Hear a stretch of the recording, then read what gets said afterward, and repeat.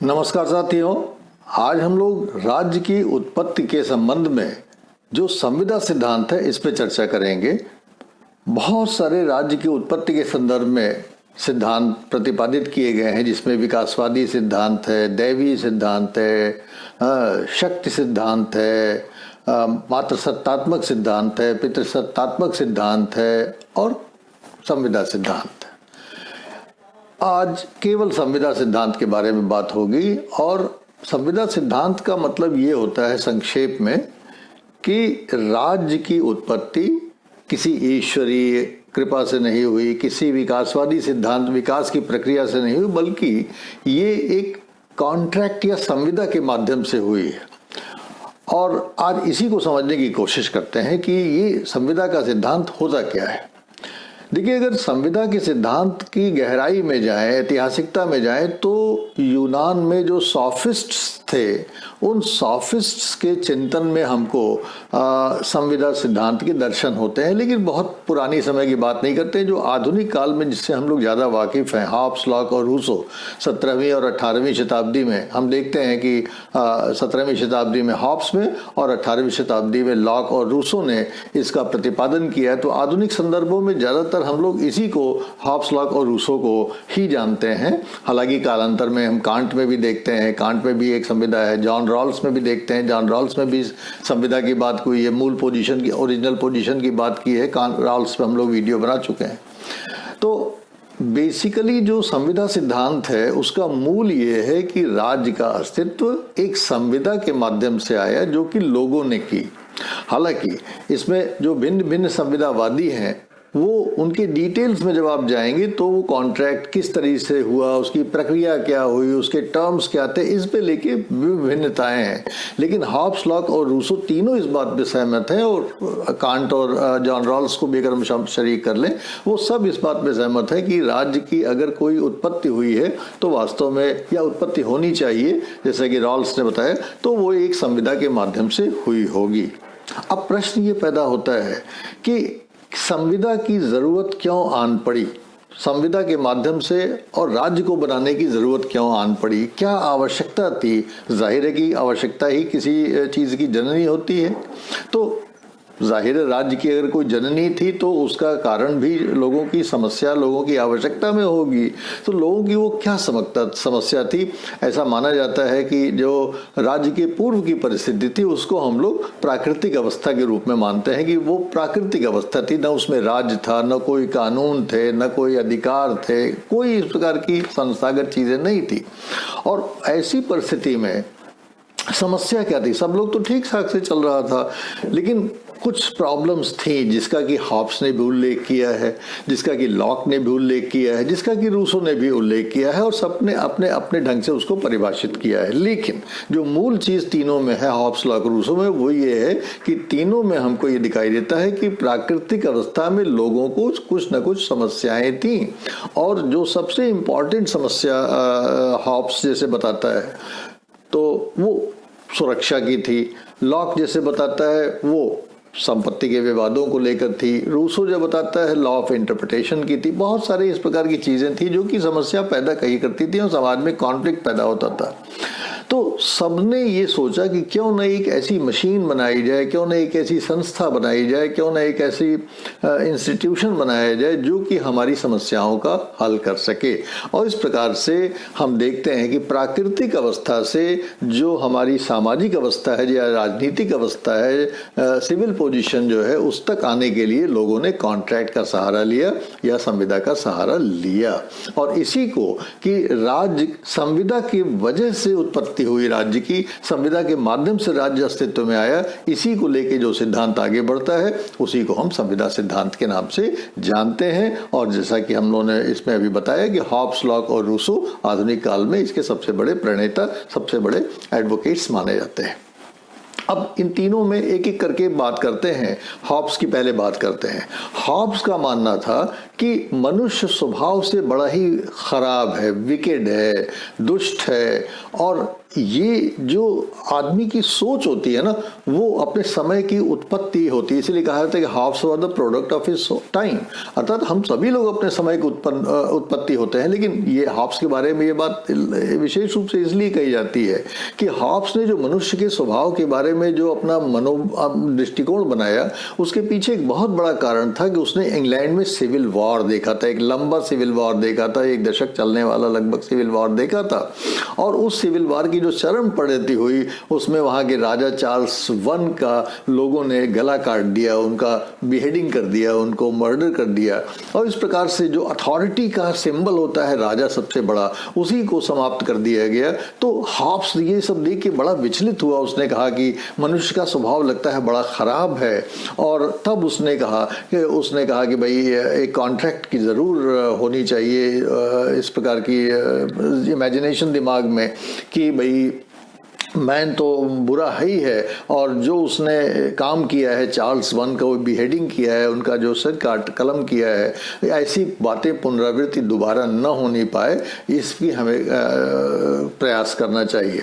और हॉब्स ने ये भी एंटिसिपेट किया है कि जो सुरक्षा का इशू था प्राकृतिक अवस्था में, वो इतना खराब था कि हर आदमी अपने को बहुत ही एकाकी महसूस करता था, दूसरे से हमेशा डरता रहता था कहीं वो हमको न मार दे अपनी सुरक्षा के लिए। तो हर आदमी असुरक्षित महसूस करता था और हर आदमी बिल्कुल निहायत अकेला था, और बड़ा ही हिंसक उसकी प्रवृत्ति इस प्रकार से हो गई थी, जिसको कि हम हॉब्स ने कहा है कि there was a war of all against all. हर आदमी हर दूसरे आदमी से एक प्रकार से युद्ध की स्थिति में बना हुआ था, और अंत में उसका परिणाम यह होता था कि उनकी मृत्यु हो जाती थी, उनकी डेथ हो जाती थी। तो ये जो एक प्रकार से सेल्फ प्रिजर्वेशन, सेल्फ सिक्योरिटी का थ्रेट था, ये हॉब्स के लिए सबसे इंपॉर्टेंट था। और वो नहीं चाहता था कि मनुष्य को इस प्रकार की असुरक्षा का सामना करना पड़े। और इस सिचुएशन से निकलने के लिए हॉब्स ने कहा कि लोगों ने अपने विवेक का प्रयोग करके ये कहा कि भाई हम लोग कायदे से रहें, और इस जो असुरक्षा का वातावरण है उससे किसी प्रकार से निजात मिले, उससे छुटकारा मिले, और आइए क्यों ना हम लोग एक कॉन्ट्रैक्ट करके एक राज्य बनाते हैं, और अपने ये इस प्रकार के जो सारे अधिकार हैं वो राज्य को समर्पित कर देते हैं। और कम से कम एक चीज उससे हम मांगते हैं, और वो बस केवल एक चीज है कि वो हमें सुरक्षा दे, सुरक्षा दे, सुरक्षा दे। क्योंकि अगर सुरक्षा नहीं है तो हम किसी प्रकार के हमारे जीवन का कोई मतलब नहीं है। और आज भी आप जानते हैं कि राजनीति में राज्य का जो अस्तित्व है उसके 2 ही चीजें मानी जाती हैं, आपको सुरक्षा दे और आपका, जिससे कि आप अपना विकास कर सकें। यही चीज हॉब्स में सेंट्रलिटी है। और इसीलिए आप देखते हैं कि जो ये सेल्फ प्रिजर्वेशन है, आत्म जो व्यक्ति का सुरक्षा है, ये हॉब्स में सबसे इंपॉर्टेंट पहलू माना जाता है। इसीलिए अक्सर कहा जाता है Hobbes was a great individualist. Hobbes एक बहुत बड़ा व्यक्तिवादी था, क्योंकि हॉब्स व्यक्ति को सुरक्षित देखना चाहता था। और जो कुछ भी उसने डिजाइनिंग किया, कॉन्ट्रैक्ट की और लेवियाथन बनाया, उस लेवियाथन, उसकी पुस्तक का नाम भी लेवियाथन है। और लेवियाथन का मतलब था कि उसने एक कॉन्ट्रैक्ट के माध्यम से एक बहुत सशक्त किसी संस्था को, राज्य को, शक्ति को, संप्रभु को क्रिएट किया, और उस संप्रभु से केवल एक अपेक्षा की कि आप हमारी सुरक्षा करेंगे और हम आपको सारे अधिकार अपने समर्पित करते हैं। तो ये हॉब्स के बारे में था कि लोगों ने आपस में मिलकर एक कॉन्ट्रैक्ट किया। Leviathan was not a party to the contract. Leviathan उसका सदस्य नहीं था। कॉन्ट्रैक्ट में नॉर्मली 2 पक्ष होते हैं कि राजा और प्रजा, लेकिन यहाँ हॉब्स में हमें एक विचित्र प्रकार का कॉन्ट्रैक्ट दिखाई देता है कि राजा जो या संप्रभु जो बनाया गया वो उस कॉन्ट्रैक्ट का पार्ट नहीं था। लोगों ने आपस में मिलकर एक कॉन्ट्रैक्ट किया और एक लेवियाथन क्रिएट किया और कहा कि हम आपको एक ये देते हैं, और इस प्रकार से आप हमारी शक्तियों का सर्वोत्कृष्ट ढंग से प्रयोग करके हम सुरक्षा दें, जिससे कि हमारा जीवन सुचारू रूप से चल सके और हम लोग जो है अपना विकास, सर्वांगीण विकास कर सके। लॉक ने और रूसो ने ऐसा नहीं सोचा। लॉक और रूसो ने सोचा कि नहीं, मनुष्य अच्छा है। लॉक को वो परिस्थितियां नहीं मिली, रूसो को वो परिस्थितियां नहीं मिली, इसलिए उन्होंने मैन के बारे में हॉब्स जैसी कोई गलत धारणा नहीं बनाई, या हॉब्स जैसी विकेट धारणा नहीं बनाई कि मनुष्य एक बहुत ही हिंसक और निशंस और बहुत ही दुष्ट प्रकृति का है। ऐसा लॉक और रूसो ने नहीं सोचा। तो जब लॉक और रूसो ने ऐसा नहीं सोचा तो उनकी क्या प्रॉब्लम थी? उनकी प्रॉब्लम ये थी कि आप जानते हैं लॉ को बहुत बड़ा उदारवादी कहा जाता है, लाइफ लिबर्टी और प्रॉपर्टी को लेकर बहुत बड़ा संवेदनशील था वो। तो उसने ये कहा कि ये जो लाइफ लिबर्टी प्रॉपर्टी का ये मसला है, ये मसला समाज में बड़ा दिक्कत पैदा करता है और लोगों में आपस में इसमें डिस्प्यूट्स होते रहते हैं, उसका डिस्प्यूट्स का होना लाजमी भी है। लिहाजा इसके रेजोल्यूशन के लिए हमको एक इंस्टीट्यूशन चाहिए और हमें एक गवर्नमेंट बनाने की आवश्यकता है, एक राज्य बनाने की आवश्यकता है। और दूसरी चीज़, रूसो का मानना था कि इंटरप्रिटेशन ऑफ लॉ को बहुत ज़्यादा अहमियत दी उसने कहा कि सब लोग लॉ का तो पालन करना चाहते हैं, लोग अच्छे हैं, लेकिन लोगों का जो मानसिक स्तर है वो भिन्न भिन्न होने की वजह से वो एक ही लॉ का पालन करना चाहते हैं, लेकिन उसका इंटरप्रिटेशन डिफरेंट करते हैं, इसलिए प्रॉब्लम पैदा होती है, डिस्प्यूट्स हो जाते हैं। इस डिस्प्यूट रेजोल्यूशन के लिए तो चाहे लॉ की बात रही हो और चाहे रूसो की बात रही हो, दोनों ये चाहते हैं कि मनुष्य अच्छा है, लेकिन किसी वजह से मनुष्य के समाज में डिस्प्यूट्स होते रहते हैं। उस डिस्प्यूट्स के सेटलमेंट के लिए हमको एक इंस्ट्रूमेंट, एक मशीन, एक इंस्टीट्यूशन चाहिए और लिहाजा मनुष्य ने आपस में मिलकर एक संविदा किया और उस संविदा के माध्यम से राज्य का निर्माण हुआ। तो इस प्रकार से बेसिकली आप कॉन्ट्रैक्चुअलिस्ट में या संविदा सिद्धांत में जो मूल चीज़ है वो क्या है? वो चीज़ ये है कि लोगों ने मिलकर एक कॉन्ट्रैक्ट किया और उस कॉन्ट्रैक्ट के माध्यम से राज्य का निर्माण हुआ और ये जो कॉन्ट्रैक्ट के माध्यम से जो भी राज्य बना वो राज्य एक प्रकार से संप्रभु कहलाया और उस संप्रभु राज्य को शक्तियां दी गई और लोगों के लिए उस सुरक्षा की व्यवस्था की गई। अब देखते हैं कि ये जो संविदा सिद्धांत है, इसने पॉलिटिकल थियरी के जो दो बहुत अहम प्रश्न हैं उन प्रश्नों के बारे में क्या सोचा, उनका आंसर कैसे देती है।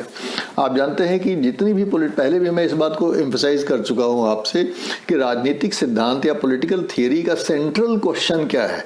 सेंट्रल क्वेश्चन ये है कि व्यक्ति और राज्य के बीच में क्या समीकरण होना चाहिए। इसको राज्य की ethical position of the state कहते हैं। राज्य की नैतिक स्थिति क्या होनी चाहिए, अर्थात राज्य को कितनी शक्ति दी जाए और व्यक्ति को कितनी स्वतंत्रता दी जाए। राज्य को शक्ति इसलिए कि वो व्यक्ति और समाज की सुरक्षा कर सके और व्यक्ति को स्वतंत्रता इसलिए, अधिकार इसलिए कि व्यक्ति अपना आत्म विकास कर सके, अपना सर्वांगीण विकास कर सके।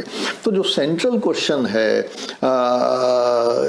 पॉलिटिकल थियरी का वो यही है कि ये जो इक्वेशन है कि कितनी अधिकार व्यक्ति को दिए जाए और कितनी शक्तियां राज्य को दी जाए, एक ये क्वेश्चन है। और दूसरा प्रश्न इससे जुड़ता है कि मनुष्य को राज्य की आज्ञाओं का पालन क्यों करना चाहिए, हम राज्य की आज्ञाओं का पालन क्यों करें। तो राज्य की आज्ञाओं का पालन करने का तो बहुत ही सीधा साधा आप देख ही रहे हैं, कॉन्ट्रैक्ट में इस बात का बिल्कुल साफ साफ उल्लेख है कि भाई आपने कॉन्ट्रैक्ट करके और एक राज्य बनाया है और राज्य को ये अधिकार दिया है कि वो आपकी सुरक्षा करे। और जाहिर है कि जब राज्य आपकी सुरक्षा करेगा तो कुछ शक्तियों का प्रयोग करेगा और जब शक्ति का प्रयोग करेगा तो आपको उस शक्ति को मानना पड़ेगा, उसकी आज्ञा का पालन करना पड़ेगा। तो कॉन्ट्रैक्ट थियरी में there is a moral political obligation of the individual to obey the commands of the state, अर्थात व्यक्ति के ऊपर एक प्रकार की नैतिक और राजनीतिक बंदिशें हैं कि वो राज्य की आज्ञाओं का स्वेच्छा से पालन करे, क्योंकि आपने तो स्वयं ही, व्यक्ति ने तो स्वयं ही राज्य को बनाया है कॉन्ट्रैक्ट करके। तो पहली चीज तो ये है कि क्यों हमें राज्य का पालन करना चाहिए, क्योंकि हम कॉन्ट्रैक्ट के टर्म्स से बंधे हुए हैं। हमने राज्य को बनाया ही इसलिए कि हम आपकी आज्ञा का पालन करेंगे, आप हमें सुरक्षा दीजिए जिससे कि हम अपना विकास कर सकें। और दूसरी चीज कि राज्य को कितनी शक्ति देनी चाहिए, व्यक्ति को कितनी सुरक्षा देनी चाहिए, व्यक्ति को कितने अधिकार देना चाहिए, इस पे डिफर है, डिग्री इसका डिफर है। लेकिन जैसे हॉब्स में है कि हॉब्स कहता है कि व्यक्ति को अपने सारे अधिकार जो है राज्य को, लेवियाथन को सौंप देने चाहिए। और लेकिन जो है वो हॉब्स के बाद अगर हम लॉक पे विचार करें तो राज्य ऐसा, लॉक ऐसा नहीं कहता कि सारे अधिकार दे देना चाहिए। राज्य कहता है कि लॉक कहता है कि हमें राज्य को, संप्रभु को सीमित अधिकार देना चाहिए, लिमिटेड गवर्नमेंट की वो कॉन्सेप्ट देता है आपको। और रूसों में तो एक विचित्र किस्म की स्थिति है जो लॉक और हॉब्स को कंबाइन करता है कि रूसो कहता है कि भाई आप राज्य को सारे अधिकार दे लो और राज्य के सदस्य के रूप में उन सारे अधिकारों को स्वयं प्राप्त कर लो। तो इसी प्रकार से कहा जाता है कि रूसो का जो लेवियाथन है वो तो एक ऐसा लेवियाथन है जिसको जनरल विल के रूप में रूसो ने प्रकट किया है कि वो ऐसा है जो कि जिसका एक लेवियाथन है हॉब्स का जिसका कि सर ही कटा हुआ है। अर्थात इसका भाव ये हुआ कि व्यक्ति सारे अधिकारों को सरेंडर कर रहा है और जिसको सरेंडर कर रहा है उसका वो स्वयं पार्ट है ना। तो इस प्रकार से रूसो में एक विचित्र स्थिति है कि एब्सोल्यूट सरेंडर है, लेकिन उस एब्सोल्यूट सरेंडर का रिसीवर भी व्यक्ति ही है। और इस तरीके से तरह तरह के नाना प्रकार के वेरिएशन है। जब कभी हम लोग हॉब्स लॉ रूसो पे अलग अलग चर्चा करेंगे तो उसके बारे में डिटेल में बात करेंगे, लेकिन यहां बस इतना समझने की चीज है कि व्यक्ति को कितनी स्वतंत्रता देनी चाहिए और राज्य को कितने अधिकार देने चाहिए, इस पे हॉब्स लॉ रूसो डिफरेंट ढंग से सोचते हैं। लेकिन सब में एक चीज बहुत कॉमन है कि हॉब्स हो, लॉक हो, रूसो हो, तीनों में सेंट्रलिटी ऑफ द इंडिविजुअल बनी हुई है। व्यक्ति जो है वो केंद्र में बना हुआ है और यहाँ पे राज्य जो बनाया गया उस राज्य की सुपीरियर इच्छा शक्ति तो है, विल पावर तो है, लेकिन वो राज्य वास्तव में सुपीरियर रीजन को रिफ्लेक्ट नहीं करता। रीजन तो इंडिविजुअल के पास रिटेन किया है हॉब्स लॉ रूसो तीनों ने कि व्यक्ति का जो रीजन है उस वो डोमिनेट करता है। वो तीनों कहते हैं कि हाँ व्यक्ति के रीजन की डोमिनेंस रहेगी लेकिन राज्य की शक्ति की डोमिनेंस रहेगी। तो रीजन व्यक्ति का है और शक्ति राज्य की है, ये एक संतुलन पैदा करने की और इसीलिए राज्य जो भी रेगुलेटरी पावर पर जिसको भी दी गई है हॉब्स के द्वारा, लॉक के द्वारा, रूसो के द्वारा, वो उतनी ही रेगुलेटरी पावर का प्रयोग करेगा जितना कि व्यक्ति के रीजन ने उसको दिया है। अर्थात राज्य की जो सबसे अहम चीज है कि राज्य अगर पूरी शक्ति का प्रयोग कर रहा है लेवियाथन की तरह से, हॉब्स की तरह से, तो वो भी व्यक्ति के रीजन ने उसको दिया है। लॉक में अगर लिमिटेड शक्ति का प्रयोग किया है तो वो भी व्यक्ति के रीजन ने उसको लिमिटेड शक्ति दिया है। और रूसो के जनरल विल के रूप में अगर आपने सार्वजनिक शक्ति का सरेंडर करके स्वयं उस शक्तियों के प्रयोग करता है तो वो भी आपके व्यक्ति के रीजन ने ही दिया है। और इस प्रकार से ये हॉब्स लॉ रूसो में वेरिएशंस हमको दिखाई देते हैं। 20वीं शताब्दी में अगर हम देखें तो जॉन रॉल्स ने इसको रिवाइव करने की कोशिश किया है कॉन्ट्रैक्ट थियरी को, और एक कांटियन वर्जन प्रेजेंट किया है कि कांट में, जैसे कि आपने देखा था ना, कांट पे भी हम लोग वीडियो बना चुके हैं और रॉल्स पे भी वीडियो बना चुके हैं। मैं इसका डिस्क्रिप्शन बॉक्स में लिंक दे दूंगा कांट रॉल्स के वीडियो का, जिससे कि आपको सुविधा हो उसको खोजने में। कांट ने क्या कहा था कि कैटेगोरिकल इंपरेटिव्स ऑफ ड्यूटी, अर्थात व्यक्ति अपने ऊपर बंदिशें रखेगा लेकिन वो उसकी बंदिशें अपनी होंगी। ऐसा नहीं कि व्यक्ति स्वतंत्र होगा, व्यक्ति की ऊपर की स्वतंत्रता पे जो बंदिशें होंगी वो कोई और नहीं रखेगा, वो व्यक्ति स्वयं रखेगा। इस प्रकार से आप देख रहे हैं रूसो का वर्जन हमको कांट में दिखाई देता है काफी कुछ कि हम स्वतंत्र तो हैं लेकिन हम एकदम से निरंकुश नहीं हैं, हमारे ऊपर बंधन है लेकिन वो बंधन भी हमने अपने स्वयं लगाए हुए हैं। तो इस प्रकार से जॉन रॉल्स भी जब बात करता है, जो उसमें थियरी ऑफ जस्टिस में, उसका भी मैं डिस्क्रिप्शन बॉक्स में लिंक दे दूंगा, रॉल्स के ऊपर जो वीडियो हम लोगों ने बनाया है। तो रॉल्स भी यही कहता है कि अगर हमें किसी एक जस्ट सिचुएशन की परिकल्पना करना है तो हमको एक ओरिजिनल पोजीशन पे जाना पड़ेगा। यहाँ रॉल्स का जो ओरिजिनल पोजीशन है वो एक प्रकार से virtually state of nature Hobbes Locke और रूसो का मिलता जुलता है कि अगर कोई ऐसी सिचुएशन रही हो तो रॉल्स भी कहता है कि let us go back to the state of that original position akin to the state of nature. और वहां पे एक वेल ऑफ इग्नोरेंस होगा, अर्थात एक अज्ञान का पर्दा होगा जिसमें हमको ये नहीं पता होगा कि जब राज्य बनेगा आगे आने वाले समय में तो गरीब होगा कि निर्धन होगा कि क्या होगा, सशक्त होगा कि असशक्त होगा, और हम एक ऐसे कानूनों का निर्माण करें जो सबके लिए न्याय की स्थापना कर सके। तो यहाँ भी आप देख रहे हैं कि मूल पोजीशन की भी जो बात हो रही है रॉल्स में, या वहाँ लोगों में आम सहमति की बात हो रही है, कॉन्ट्रैक्ट की बात हो रही है, एक जस्ट न्याय की स्थापना के लिए, ये भी मॉडर्न वर्जन्स हैं जो कॉन्ट्रैक्ट थियरी हम देखते हैं हॉब्स लॉ और रूसो के द्वारा जो बनाई गई है। लेकिन ये ज़रूर है कि इन तीनों में और इवन रॉल्स में हमको ये दिखाई देता है कि they are agreed on one thing, there was a nature of state of nature, एक राज्य की प्राकृतिक अवस्था थी जिसकी परिकल्पना सभी ने अपने अपने ढंग से किया है। तो ये कॉन्ट्रैक्ट थियरी है जो कि बेसिकली ये मानती है कि राज्य की उत्पत्ति के पीछे एक संविदा है, एक कॉन्ट्रैक्ट है, लेकिन इसको एक बैड हिस्ट्री के रूप में देखा गया। इसकी आलोचना होती है। बैड हिस्ट्री का मतलब ये हुआ कि there is no evidence in history for such a contract, चाहे हॉब्स लॉ रूसो रहे हो चाहे रॉल्स रहा हो। बैड लॉ इसलिए कि कॉन्ट्रैक्ट में ये माना जाता है कि there has to be two parties और एक third party to enforce the contract, अर्थात दो पक्ष होने चाहिए और एक उससे भी सुपीरियर पक्ष होना चाहिए जो उस कॉन्ट्रैक्ट के टर्म्स को इन्फोर्स सके।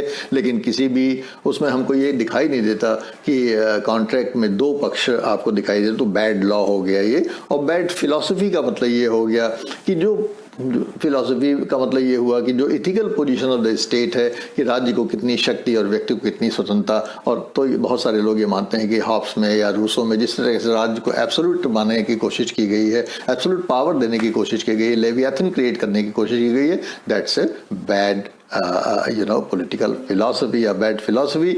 और इसीलिए जो आधुनिक थिंकर्स हैं, आधुनिक स्कॉलर्स हैं, उन्होंने कॉन्ट्रैक्ट थियरी को रिजेक्ट कर दिया है। तो बहुत सारे छात्रों ने कॉन्ट्रैक्ट थियरी के बारे में, संविदा सिद्धांत के बारे में जानने की इच्छा प्रकट की थी। आज हम लोगों ने संक्षेप में इसकी चर्चा की। एक थिंकर के रूप में हॉब्स, लॉक और रूसो पे हम लोग अलग अलग फिर कभी चर्चा करेंगे। इस संबंध में अगर आपके कोई प्रश्न हो, सुझाव हो तो जरूर हमसे शेयर करने की कृपा करेंगे। Thank you so much.